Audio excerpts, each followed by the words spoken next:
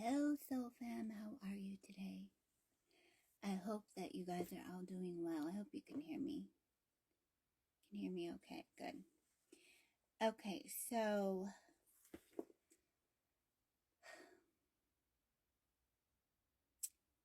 while I was in meditation,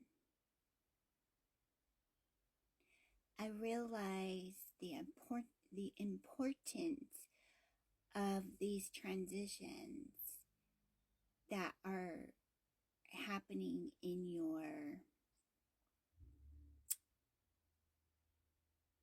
energy cycle. And so what the guides wanted to express is that some of you are exchanging energy, and as we exchange energy, we look for new ways to prosper through these relationships so that we can allow ourselves to have those win-win opportunities that feel like more celebration. So you're kind of like moving past this stage right now, but while you are passing this stage, there could be some new relationships that are just kind of giving you a quick sneak peek of where you want to be.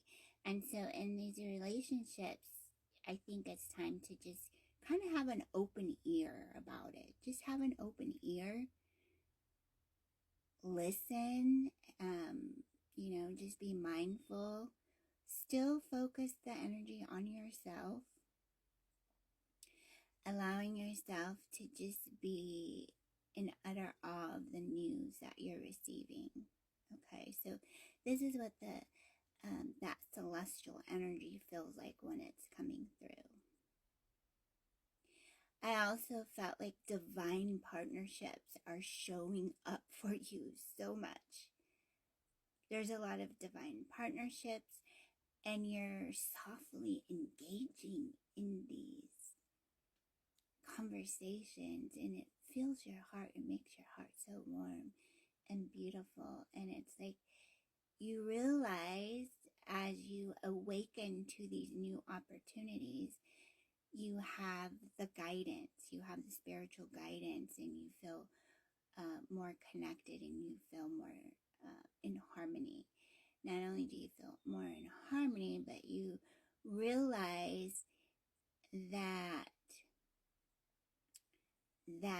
field of energy that made you feel a little, I'm going to just drop some words that feel like contrast, kind of like in the Abraham Hicks teachings. When the contrast shows up, you feel a little lost for words. You feel a little lost in this neck of the woods because you really haven't opened up enough to this, but it's there in you.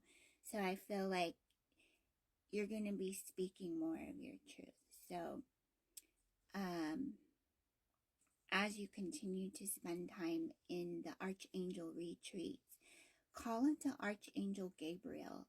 Archangel Gabriel will help you find the momentum and the conversations that you need to have, which is more about just speaking your truth, speaking what enlightens you, what makes you feel good, what are the things that you just want to talk about so you can move forward.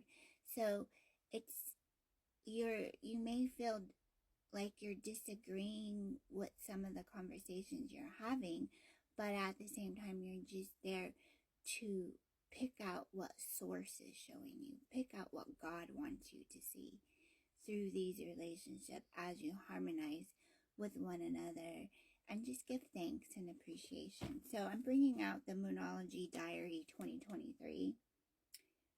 Okay, so as I said, think about what partnerships, relationships, think of some things that you want to see yourself doing. Think about 2024 already, right? I feel like 2023 is always going to be showing us. So take a step back to feel out what was necessary for you to make some change. So it could feel like some compromise here. Okay. So some of the things that are happening, we have the full moon eclipse in Taurus. The key words and ideas for this lunation are lucky for some, chatty, changeable, and defining. And I want to highlight that word chatty. You may feel a little chatty. So make sure that you have your journal and you're writing in your journal and you're doing the work so that this energy can help you move forward, okay? The date and time of this moon. So in London, October 28th at 21:24. Sydney, October 29th at 7:24. LA, October 28th at 13:24. New York, October 28th at 16:24. Okay, so as you are engaging with the phases of the moons and the cycles, just some things that you need to know. So this really is a full moon eclipse of many colors. Full moon eclipses can be really tricky because they demand that we let go and move on from something we've been clinging on to that's no longer in our best interest. Obviously, that can be pretty difficult experience at times.